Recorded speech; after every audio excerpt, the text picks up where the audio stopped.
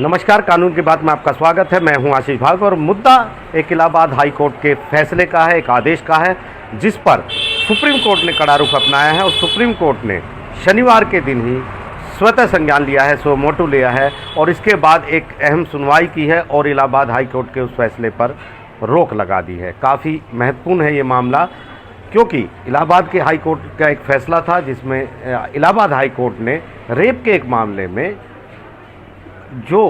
आरोपी है उसकी ज़मानत अर्जी पर सुनवाई करते हुए जो शिकायत करता है महिला है उसकी कुंडली का मिलान करने के लिए ज्योतिष विभाग को लखनऊ विश्वविद्यालय को बोल दिया था। कहा था कि ये पता लगाया जाए कुंडली देखकर कि वो जो महिला है वो मांगलिक है या नहीं है। तो काफ़ी एक ऐसा मामला था जिस पर नज़र पड़ी और खुद सीबीआई की नज़र, चीफ जस्टिस जो देश के हैं जस्टिस डीवाई चंद्रचूड़, उनकी नज़र इस खबर पर पड़ी। कहीं से उन्हें जानकारी मिली और वो देश से बाहर थे, लेकिन वहीं से सुबह सुबह उन्होंने सुप्रीम कोर्ट को रजिस्ट्री को डायरेक्शन दिया, निर्देश दिया कि इस मुद्दे पर सुओ मोटो लिया जाए और एक स्पेशल बेंच का गठन किया जाए जो इस पर सुनवाई करे। क्योंकि शनिवार का दिन है, आज के दिन छुट्टी होती है, वैसे भी सुप्रीम कोर्ट में वैकेशन चल रही है, लेकिन सोमवार से शुक्रवार तक 2 या 3 वैकेशन बेंच बैठती हैं। लेकिन शनिवार के दिन स्वतः संज्ञान लेते हुए स्पेशल सुनवाई हुई और जस्टिस सुधांशु धुलिया और जस्टिस पंकज मित्तल की बेंच ने, जो स्पेशल बेंच थी, स्वतः संज्ञान लेते हुए हाई कोर्ट के 23 मई के इस फैसले पर रोक लगा दी। नोटिस जारी किया है पक्षकारों को और यूपी सरकार को और 10 जुलाई को अगली सुनवाई यहाँ पर होगी। सुप्रीम कोर्ट ने सुनवाई के दौरान ये भी कहा है कि ये मामला ज़मानत का था और ऐसे में हाई कोर्ट को ज्योतिष और कुंडली मिलाने तक नहीं जाना चाहिए था, वहीं उस दिशा में प्रवेश नहीं करना चाहिए था। इसमें कोई शक नहीं है कि लखनऊ यूनिवर्सिटी में, लखनऊ विश्वविद्यालय में ज्योतिष विज्ञान पढ़ाया जाता है, लेकिन इस केस का उससे कोई संबंध नहीं है, ये बेंच ने कहा है। सोलिसिटर जनरल तुषार मेहता पेश हुए थे, उन्होंने कहा कि उन्होंने ये आदेश पढ़ा है और काफ़ी परेशानी भरा ये आदेश है, इस पर तुरंत रोक लगाई जानी चाहिए। हालांकि जो आरोपी है उनकी तरफ से वकील पेश हुए, उन्होंने कहा कि ये जो आदेश है ये सहमति से दोनों पक्षों की सहमति से ये आदेश जारी किया गया था, क्योंकि यही एक मुद्दा था इस पूरे केस में। क्योंकि यहाँ पर मुद्दा ये था कि जो आरोपी है वो एक प्रोफेसर है और उन पर यह आरोप था कि उन्होंने शादी का झांसा देकर रेप किया है महिला के साथ, लेकिन जो आरोपी है उसका ये कहना था क्योंकि वो मांगलिक है इसलिए वो उनसे शादी नहीं कर सकता है। तो इसी मुद्दे पर जो हाई कोर्ट ने सिंगल बेंच ने आदेश जारी किए थे लखनऊ विश्वविद्यालय के ज्योतिष विभाग के हेड को कि 1 हफ्ते में रिपोर्ट दी जाए कुंडली मिलान करके कि महिला जो है वो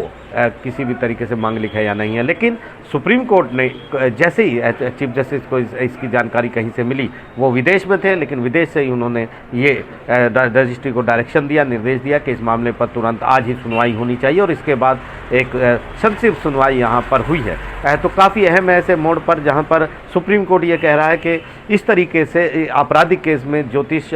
शास्त्र का मिलान करना ठीक नहीं है। इस आदेश का, इस तरह का आदेश हाई कोर्ट को नहीं देना चाहिए था। सीधे एक रेप का मामला और उसमें ज़मानत का मामला, उसमें ज्योतिष विज्ञान बीच में नहीं आ सकता है, ये सुप्रीम कोर्ट कह रहा था। सुप्रीम कोर्ट ने ये भी कहा कि हम इस मुद्दे पर नहीं जाएंगे कि ज्योतिष एक विज्ञान है या नहीं है, क्योंकि सोलिसिटर जनरल कह रहे थे कि ज्योतिष एक विज्ञान है, लेकिन इस मुद्दे पर इस तरह का आदेश जारी नहीं करना चाहिए। इस बात को सुप्रीम कोर्ट ने माना और कहा कि हम इस मुद्दे पर नहीं जाएंगे कि ज्योतिष एक विज्ञान है या नहीं है। विज्ञान है, वो ठीक बात है, वो पढ़ाया भी जाता है, ये भी ठीक बात है, लेकिन उसके इस्तेमाल की, उसकी ऐसा आदेश जारी करने की इलाहाबाद हाई कोर्ट को कोई ज़रूरत नहीं थी। सुप्रीम कोर्ट ने इलाहाबाद हाई कोर्ट को ये भी कहा है कि जो ज्योतिष वाला पार्ट है वो उस पर रोक लगा दी है, लेकिन जो अगली सुनवाई जो तय की हुई है वो मेरिट के आधार पर ज़मानत अर्जी पर हाई कोर्ट सुनवाई करेगा। इधर सुप्रीम कोर्ट ने भी नोटिस जारी किया है, वो भी आगे इस मुद्दे पर सुनवाई करेगा पक्षकारों की बात सुनकर कि क्या ऐसा कोई आदेश जारी किया जा सकता है ऐसे मामलों में। तो ये काफ़ी अहम है ऐसे मोड़ पर जहाँ पर देश की सबसे बड़ी अदालत और देश की सबसे बड़ी अदालत के मुखिया खुद वो ऐसे मामलों पर नज़र रखे हुए हैं, ताकि जो भी न्यायपालिका में चल रहा है उस पर वो तुरंत सतर्क भी रहें, सजग भी रहें और अगर ऐसे कोई आदेश जारी होते हैं जो कानून की दृष्टि में सही नहीं है तो उन पर रोक भी लगाई जा सके, उनकी कार्रवाई पर रोक हो और आगे फिर ऐसे मुद्दों पर सुनवाई भी करें। तो काफ़ी अहम होते हैं ऐसे मुद्दे जो चर्चा के विषय होते हैं। जब इस तरह के आदेश जारी करते हैं न्यायपालिका कोई भी अदालत, तो निश्चित तौर पर उस पर चर्चा भी होती है, सवाल जवाब भी होते हैं। और ये बात तो खुद सुप्रीम कोर्ट भी कह चुका है कि आलोचना, वो भी लोगों की आलोचना